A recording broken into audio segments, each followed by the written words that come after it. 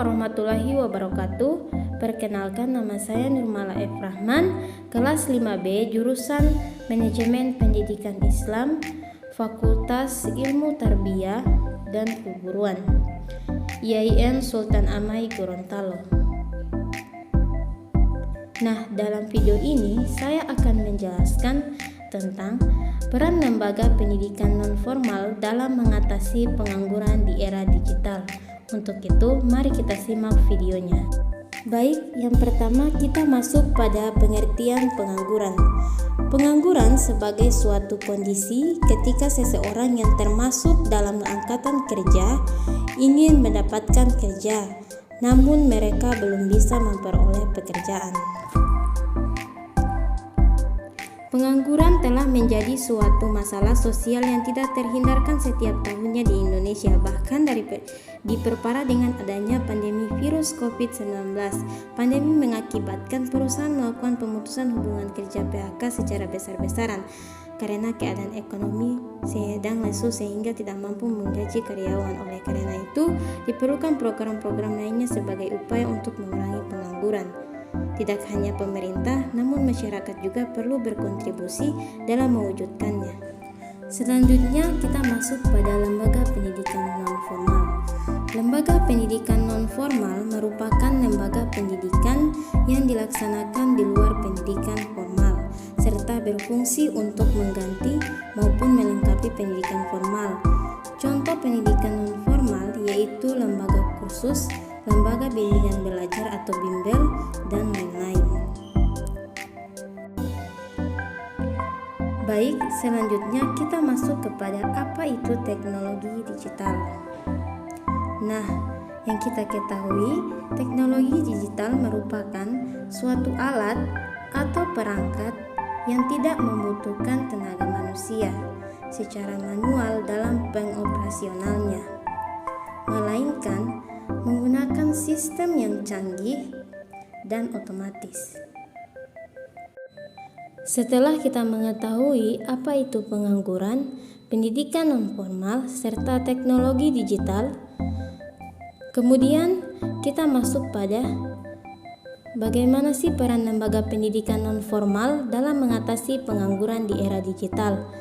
Perkembangan globalisasi yang semakin pesat menuntut masyarakat untuk selalu mengikuti kemajuan teknologi informasi dan komunikasi. Teknologi digital adalah mengurangi kesempatan lapangan kerja karena perusahaan hanya membutuhkan sedikit tenaga manusia dan selebihnya akan dilakukan oleh mesin dan sistem komputer. Oleh karena itu, untuk mencegah terjadinya pengangguran yang disebabkan oleh faktor tersebut, dibutuhkan suatu keterampilan lain yang bisa menjadi potensi atau peluang kesempatan kerja.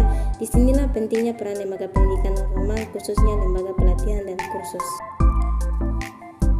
Lembaga pendidikan non-formal juga terdapat sistem akreditas yang menentukan bagaimana kualitas atau nilai dari suatu lembaga.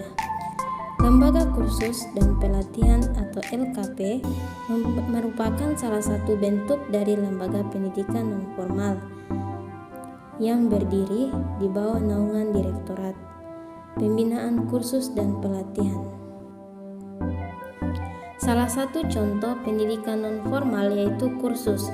Kursus yang dibutuhkan di dunia kerja antara lain kursus bahasa asing, kursus komputer, kursus mengoperasikan aplikasi yang spesifik pada suatu bidang misalnya SPSS dan Microsoft Office, kursus digital marketing, kursus desain grafis, dan sebagainya. Selain kursus dalam skala lokal, terdapat suatu lembaga pendidikan non-formal yang berperan dalam membantu masyarakat untuk mengembangkan keterampilan dan potensi dirinya, yaitu Balai Latihan Kerja yang selanjutnya disebut dengan BLK.